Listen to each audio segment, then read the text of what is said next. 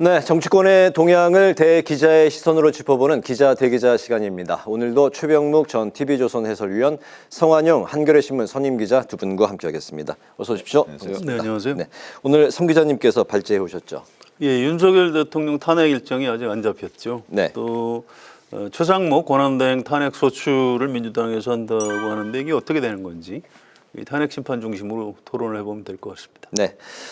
헌법재판소가 윤 대통령 탄핵심판 선고기일을 아직까지 공지하지 않고 있는 가운데 한덕수 총리의 탄핵심판 선고는 24일 오전 10시로 공지가 됐습니다. 이재명 대표의 선거법 항소심 선고가 26일로 예정돼 있는데 윤 대통령 선고가 다음 주 중반 이후 후반으로 기일이 잡혀질 것인지 먼저 대통령 선고 예상부터 좀 해보겠습니다. 최 의원님부터 들어볼까요? 사실은 대통령 선고의 결론이 뭐냐에 따라서 좀 달라질 것 같아요. 네. 그러니까 예를 들어서 이제 대통령 선고가 만약에 각하가 된다. 뭐 이렇게 얘기를 하면 아마 조금 일찍 나오지 않을까. 각하나 인용 네. 이런 경우면 좀 일찍 나올 수가 있는데 기각이라고 하면 좀 일찍 나오기가 어려운 것 아닌가. 왜 그러냐면 그거는 이제 그 대통령을 이제 기각이 되면 직무복귀를 시키잖아요. 네.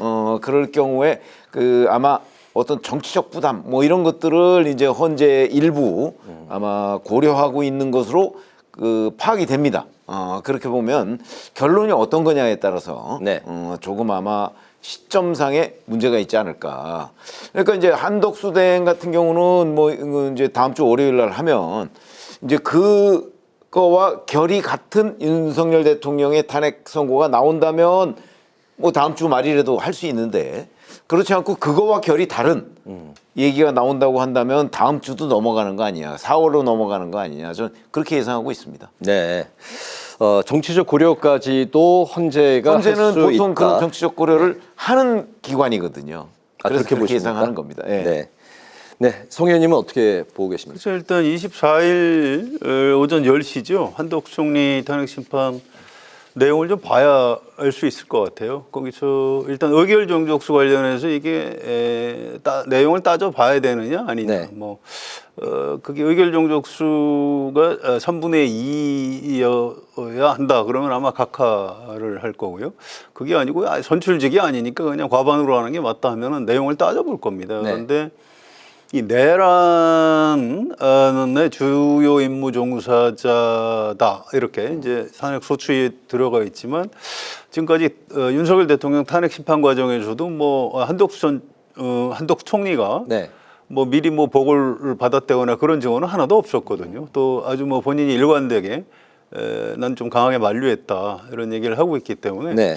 그 부분을 가지고 무슨 인용할 가능성은 별로 없어 보입니다. 다만 헌법재판소 재판관 3명을 임명은 안 했죠. 그런데 최상목 대행이 마은혁 재판관 임명 안 한 걸 가지고 이건 국회 권한을 침해한 거다. 이게 네. 헌법재판소에서 결정을 했기 때문에 헌법재판소 재판관 3명을 임명을 안 한 걸 가지고 헌법재판소에서 판단을 어떻게 할지 만약에 파면 인용이 된다면 그걸 가지고 하지 않을까 이렇게 예측이 됩니다. 네. 아무튼 이 법리상 연결돼 있는 측면도 좀 있겠습니다만 저기 최 의원 말씀하신 대로 정치적으로는 이런 의미가 있어요. 일단 월요일 날 이 한덕수 총리 탄핵 심판을 하면 만약에 윤석열 대통령 탄핵이 인용이 된다면 파면이 네. 된다면 조기 대선 관리를 누가 하느냐. 그러니까 한덕수 총리가 복귀하면 한덕수 권한대행 체제로 이제 조기 대선 체제로 갈 수 있는 거고요. 또 그렇지 않고 인용이 된다 그러면 이제 최상목 권한대행 체제로 조기 대선 체제로 넘어가는 거죠. 그래서 정치적으로는 뭐 그런 의미가 좀 있을 것 같고요. 그런 정치적 고려도 헌재에서 할 거라고 헌법재판소 재판관들도 네. 뭐 그런 대한민국 국민들입니다. 그래서 그런 걸 고려할 것으로 그렇게 예상이 되고요.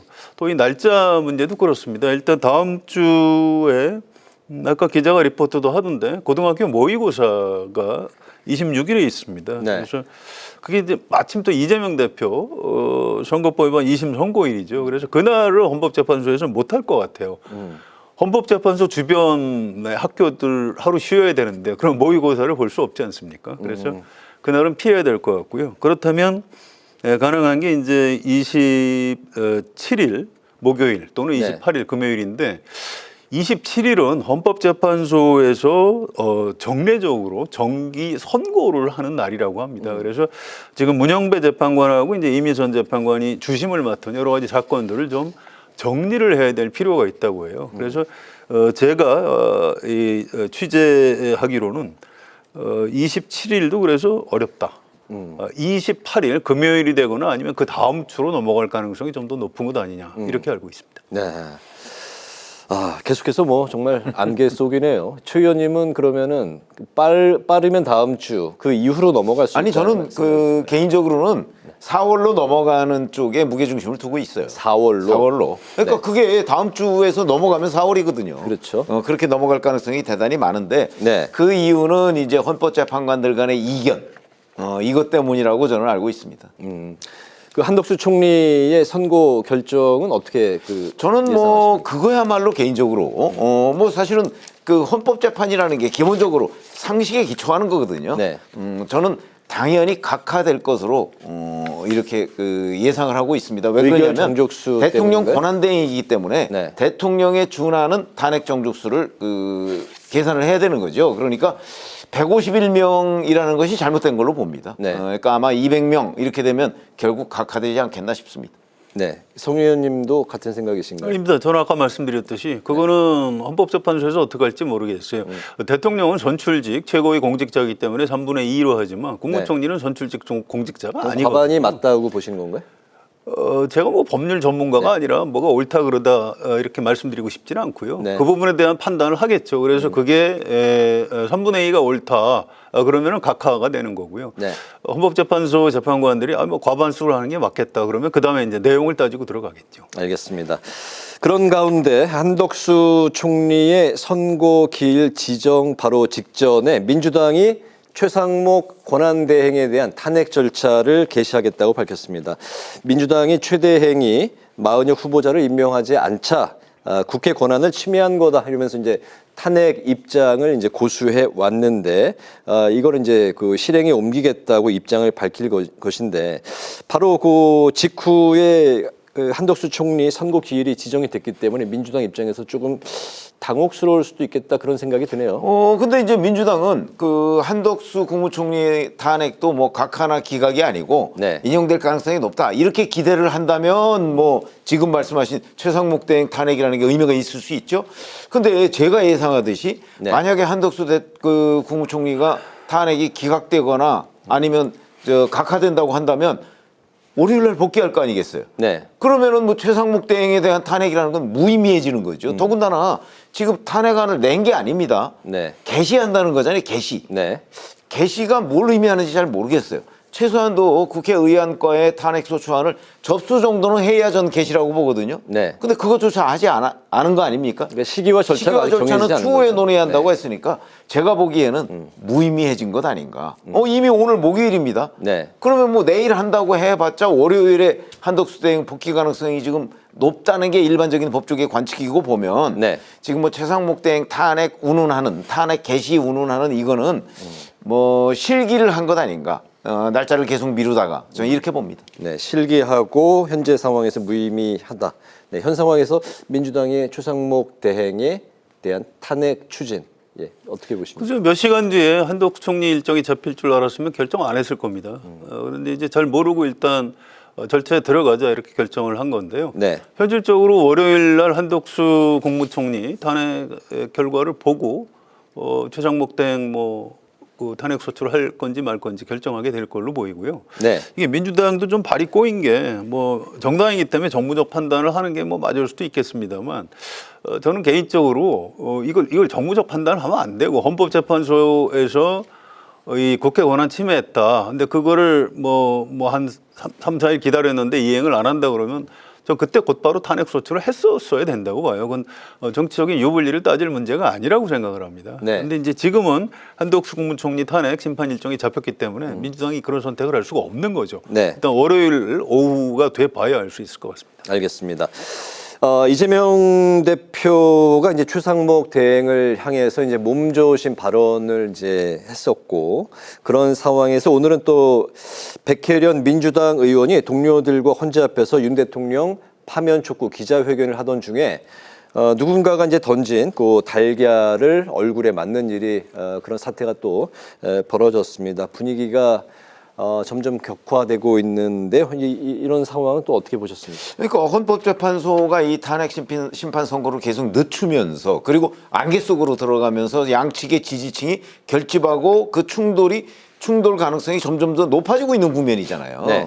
그러니까 이런 것들은 이제 경찰은 뭐 그걸 막기 위해서 노력을 해야 될 것이고, 궁극적으로는 헌법재판소가 조금 더 투명하게 이 탄핵 심리를 할 수밖에 없을 것이고, 그다음에 뭐 윤석열 대통령 탄핵 선고 문제도 결국은 좀 앞당겨서 이런 충돌을 최소화하거나 아니면 완화하는 데 좀 기여를 해야 되지 않을까, 그렇게 기대하고 있습니다. 네, 현 상황 어떻게 보십니까?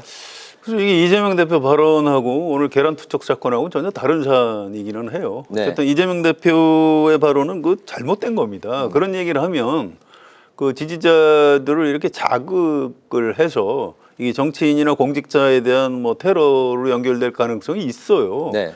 본인이 정치 테러 같은 걸 당해서 목숨이 위태로울 정도까지 갔는데 왜 무슨 몸조심하라 이런 말을 도대체 왜 했는지 전 도저히 이해할 수가 없고요. 이건 좀 이재명 대표가 사과했으면 좋겠다 이런 생각입니다. 또 그거하고 별도로 오늘 헌법재판소 앞에서 누군가 계란을 던졌는데 이 경찰에서 지금 추적 중이라고 합니다. 꼭 잡아내야 될 것 같고요. 이 탄핵 심판 전후로 해서 물리적 충돌을 피할 수는 없을 겁니다. 네. 이제 어느 정도 좀 크게 터지지 않게 관리를 하느냐 이제 이런 문제인데, 하여튼 지금부터 뭔가 그렇게 폭력을 행사하면 굉장히 엄하게 처벌을 받는다라고 네. 이제 최상목 대행이 경고를 사전에 했듯이 경찰이 이제 지금부터 철저하게 법 집행을 하는 수밖에 없다 이렇게 생각을 합니다. 알겠습니다. 오늘 내란 혐의를 받는 조지호 경찰청장과 김봉식 전 서울청장의 첫 공판이 열렸습니다. 비상계엄 당시 국회 봉쇄 의혹과 체포조 의혹에 어떤 입장을 낼지가 이제 주목이 됐었는데, 오늘 공판의 주요 발언과 쟁점 좀 어떻게 보셨을까요? 글쎄요, 조지호 총장이 평상시와 마찬가지로 치안 임무를 수행한 것에 불과하다. 국헌문란이나 내란 목적이 없었다. 이제 본인이 형사처벌을 피해야 되니까 그렇게 주장을 하는데, 이게 객관적 사실하고 부합하나요? 전혀 그렇지 않습니다. 이분이 또 월담자를 통제하고 계엄이 좀 빨리 해제될 수 있도록 자기는 기여했다 이제 이렇게 주장을 하는데, 네. 그날 밤에 국회에서 경찰이 막아서 국회의원이 못 들어갔습니다. 이 증언들이 많아요. 네. 이게 지금 명백한 사실하고 배치되는 주장을 하고 있을 뿐이기 때문에 별로 그렇게 피고인의 이제 발언에 불과하기 때문에 전 그렇게 좋게 평가하고 싶지 않습니다. 네. 엄격하게 처벌을 해야 된다고 봅니다. 엄격하게 처벌을 받아야 된다. 네, 최 근데 의원님. 기본적으로 이제 내란 혐의잖아요. 네. 내란 혐의라는 거는 이 일정 지역에 있어서 폭동 이런 것들을 수반하는 행위거든요. 법률적으로 그렇습니다. 네. 그렇기 때문에 이 사람들이 이제 국회 봉쇄나 체포조 의혹 이걸 부인하고 실제 또 그게 이루어지지는 않았어요. 봉쇄는 초반에 잠깐 이루어졌지만, 만약에 경찰이 정말 월담 같은 것까지도 완벽하게 봉쇄를 하려고 했다면 저는 했을 거라고 봐요. 근데 그런 일은 또 없었거든요. 그래서 지금 오늘 이 사람들이 주장하는 것도 일정한 정도의 일정 지역에서의 폭동 행위가 없었다. 그렇기 때문에 내란이 아니다. 이런 이제 논리를 전개하고 있는 것으로 보입니다. 근데 이런 부분은 아마 법률적으로는 좀 이 당사자들이 다퉈볼 여지가 상당히 있는 겁니다. 그래서 좀 저는 재판 과정을 지켜볼 필요가 있다고 생각합니다. 네, 알겠습니다. 김건희 여사 상설특검법이 국회 본회의에서 이제 통과가 됐습니다. 이번 특검은 앞서서 4차례 폐기가 됐던 김 여사 특검법을 대통령이 거부권을 행사할 수가 없는 상설특검법으로 새롭게 발의한 건데요. 하지만 최 대행이 특검 후보자를 임명하지 않는다면 가동은 불가능한 상태가 됩니다. 상설특검법의 운명이 앞으로 좀 어떻게 진행이 될지, 이 부분은 어떻게 전망하십니까? 예, 오늘 재석 265석 중에 찬성이 179표, 반대 85표, 기권 1표 이렇게 해서 통과됐더라고요. 그런데 이게 이제 우리가 흔히 상설특검법이라고 줄여서 부릅니다만 정확한 법률 명칭은 특별검사의 임명 등에 관한 법률입니다. 네. 그래서 이건 그 국회에서 본회의 의결로 특검을 요구하면 대통령이 이 특검 후보자 2명 추천을 의뢰하여야 한다라고 법률이 돼 있어요. 네. 물론 이제 과거에 윤석열 대통령이 이걸 지키지 않았습니다. 그런데 지금 권한대행을 맡고 있는 최상목 권한대행이 이제 이거를 지킬 것 같지는 않아요. 그래서 뭐 그렇지 않아도 이제 다음 주에 국무총리 그 탄핵 심판 내에서 이제 한덕수 총리가 돌아오면 최상목 대행하고 이제 별 관련이 없는 사안이 될 수도 있습니다. 그래서 그냥 국회에서 오늘 의결을 했다고 해도 네. 최상목 대행이 실제로 후보자 추천을 의뢰할 것 같지는 않아요. 근데 이건 별로 바람직한 거는 아닙니다. 이 법률이라는 게 만들어 놨으면 대통령이든 국회든 공직자든 지키는 게 맞거든요. 그래 이건 여야의 이제 의견이 갈리긴 했는데 지금 바람직한 모습을 보여주고 있지는 않는 거다 이렇게 저는 생각을 합니다. 네, 조 의원님. 뭐 저도 큰 이견은 없습니다. 그러니까 지난번에 한덕수 국무총리, 그러니까 한덕수 대통령 권한대행이 그 이 상설특검법의 그 특검 추천 의뢰를 하지 않았죠. 그게 법에 보면요, 네. 지체 없이 하도록 돼 있거든요. 그럼 그 지체 없이라는 게 며칠 내냐, 뭐 이런 거에 이제 논란이 있을 수는 있어요. 근데 이제 아무리 길게 잡아도 법에 지체 없이라고 표현이 돼 있기 때문에 적어도 일주일 내에는 추천 의뢰를 해야 되는 것 아닌가. 근데 한덕수 당시 대통령 권한대행이 하지 않았어요. 네. 그것도 사실은 탄핵 사유에 하나로 들어가 있잖아요. 근데 이번에는 이제 뭐 오늘 이게 가결이 됐습니다만은 아마 다음 주쯤 되면 또 한덕수 대행이 이제 대행을 맡을 가능성이 있거든요. 그렇게 되면 저 한덕수 대행의 또 책무로 이제 그게 부과가 되겠죠. 뭐 그때는 지난번 12월과 같은 똑같은 상황으로 계속 그냥 미룰지 네. 아니면 이번에는 할지 뭐 조금 불투명하긴 합니다만은 아마 12월 때의 상황을 보면 이번에도 네. 또 그냥 미루고 있을 가능성 뭐 있는 거죠. 근데 말씀하셨듯이 저도 그 법에 이렇게 돼 있으면 그 법을 지키려는 노력이 저는 필요하다고 생각합니다. 네, 알겠습니다. 그 정도 마무리를 하고 오늘 그 마지막 이슈로 넘어가 보겠습니다. 오늘 그 명태균 씨의 여론조사 의혹을 수사하는 검찰이 오세훈 서울시장에 대해서 이제 압수수색을 했습니다. 오세훈 시장은 최근에 강남 집값 상승을 부추겼던 토지거래 허가 구역을 다시 재지정하면서 확대 지정을 하면서 부동산 시장뿐 아니라 정치적인 파장도 지금 커져 있는 그런 상황인데 만약에 조기 대선이 열리게 될 경우에 그런 상황에서 오세훈 시장이 대선 과도에 합류를 할 수 있을지 이런 상황은 좀 어느 정도 영향을 준다고 보십니까? 이게 조기 대선이 아니라고 해도 네. 오세훈 서울시장 굉장히 중요한 대선 주자입니다. 국민의힘에서. 그런데 모르겠어요. 사람마다 평가가 다르겠습니다만 제가 볼 때는 중도 확장 가능성이 가장 있는 대선 주자이기 때문에 굉장히 중요한 정치인이에요. 그런데 네. 명태균 사건하고 이제 토지거래 허가 구역 해제 이제 두 건이 걸렸는데 명태균 씨 사건은 이미 그 시간이 좀 된 겁니다. 또 본인이 굉장히 좀 억울해하는 부분이 있어요. 뭐 네. 저도 직접 만나서 설명을 들은 적이 있는데 그걸 수사기관에 가서 설명을 잘 하면 뭐 본인이 아니라고 하니까 그건 뭐 혐의는 벗어날 수 있겠다 이런 생각은 듭니다. 그런데 이 토지거래 허가구역 해제 이거는 이 부동산 우리나라에서 가장 어려운 정책이 이제 부동산이고요. 네. 과거 정부에서도 이 부동산 정책 잘못 건드렸다가 막 정권이 휘청거린 적이 있기 때문에 이게 35일 만에 이제 번복을 했는데 이게 과연 대선 주자로서 자격이 있는 거야? 저는 이 부분이 오세훈 시장이 정치인으로서 타격이 훨씬 더 클 수 있다고 생각을 합니다. 그래서 여기에 대해서 일단 어제 사과를 하기는 했는데 이 당내 이제 다른 주자들도 일제히 막 공격을 하고 들어오거든요. 근데 이 부분에 대해서 좀 더 소상하게 설명을 하고 가능하다면 뭐 좀 더 깊숙이 좀 사과를 하고 왜 이렇게 됐는지 좀 설명을 해 나가야 대선 주자로서 좀 명맥을 이어갈 수 있지 않을까. 굉장히 좀 위기에 처했다 그렇게 생각을 합니다. 네, 위기에 처해 있다. 상당한 타격이 있다고. 왜냐하면 오세훈 서울시장은 이제 서울시장을 여러 번 했기 때문에 유능한 행정가로서의 이미지가 있는데 네. 이번에 아주 깊은 상처를 받았죠. 그건 이제 본인이 앞으로 설명을 어떻게 하느냐에 따라서 그 상처를 회복할 수 있는 상황이 될 수도 있습니다.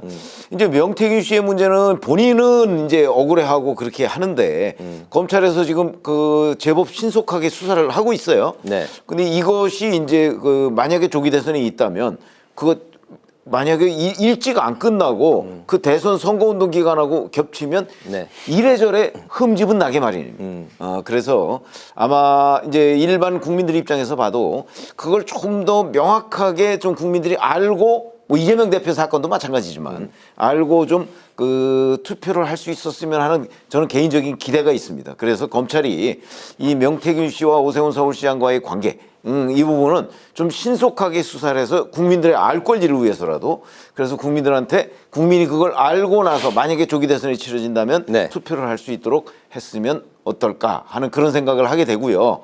아울러서 뭐 이재명 대표 문제도 마찬가지죠. 좀 그 뭔가 이렇게 불투명한 가운데 투표를 하는 거는 진짜 국민의 알 권리 침해라고 생각하거든요. 네. 그러니까 그 재판은 재판. 또 이건 이제 오세훈 시장은 서울 수사잖아요. 이런 문제도 다 좀 투명하게 완결이 된 뒤에 국민이 선택할 수 있었으면 하는 기대를 해봅니다. 이재명 대표 2심 항소심 선고 이후에 네. 그 대통령의 탄핵 심판 선고가 이루어진다면 그거는 어떤 의미가 있다고 보십니까? 저는 뭐 짧게 그 좀 두 들어볼까요? 사건은 그 관계가 없다고 생각합니다. 관계가 없다. 관계가 없기 때문에 이재명 대표 2심은 2심이고 네. 윤석열 대통령 탄핵 그 선고는 또 선고고 그렇게 넘어가는 거지 그 두 개를 자꾸 묶어서 그 보도를 하는 기자들이 많던데 저는 관계 없다고 생각합니다. 네, 성 의원님도 짧게 좀 들어볼까요?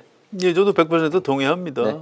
2심이 최종심이 아니기 때문에 이재명 대표가 1심에서 워낙 좀 형량을 높게 받았거든요. 그래서 이번에도 그런 정도 형량이 유지될 것 같지는 않고요. 설사 네. 당선 무효형이 나온다고 해도 현재 이재명 대표 지지율이 일정한 수준에 좀 갇혀 있거든요. 그게 사실은 그 부분이 좀 선반영되어 있는 측면이 있습니다. 그래서 뭐 당선 무효형이 나온다고 해서 뭐 대선 주자에서 낙마하거나 그런 장면은 그렇게 쉽게 보기는 어려울 걸로 예상이 됩니다. 그렇군요. 마무리로 두 분의 오늘의 한 줄 논평 듣겠습니다. 최 의원님부터 들어볼까요? 그렇죠. 지금 헌법재판소 얘기를 저희가 계속 했는데 이제 그 지지자들 간의 충돌 위기도 고조되고 있고요. 네. 정당 간의 정쟁도 격화되고 있고 그 모든 원인이 사실은 헌법재판소가 윤석열 대통령 탄핵 선고를 공개하지 않고 있기 때문에 날짜를. 네. 그래서 오늘 한 줄 논평은 헌재 조기 결론이 해법이다로 하겠습니다. 네, 성 의원님. 예, 그 언어는 존재의 집이다. 이런 좀 약간 어려운 말이지만 그런 말이 있습니다. 이 독일의 철학자 하이데커 굉장히 유명한 말이에요. 언어라는 게 단순하게 소통의 수단이 아니고 네. 어떤 인간, 개인 또는 또 집단의 의식과 사상을 만들고 전달하는 그릇이다. 이제 이런 말이 있습니다. 그래서 정치인들은 말을 품위 있게 해야 되는 겁니다. 이재명 대표가 최상목 땡 비판할 수 있습니다. 그런데 몸조심하라. 이건 아무리 생각해도 잘못된 말이에요. 네. 이건 정치인의 언어가 아니라고 봅니다. 오늘 제 한 줄 논평은 이재명 대표 말 너무 함부로 한다라고 하겠습니다. 네. 아까 그 말씀하신 게 하이데거입니까? 하이데거. 예, 하이데거입니다. 예전에 그 성 의원님 칼럼에서도 읽었던 기억이 납니다. 예, 두 분의 한 줄 논평을 마지막으로 오늘 기자 대기자 마무리하겠습니다. 지금까지 최병묵 전 TV조선 해설위원, 성환용 한겨레 신문 선임 기자 두 분과 함께 오늘의 전국 현안 살펴봤습니다. 오늘도 말씀 잘 들었습니다. 고맙습니다.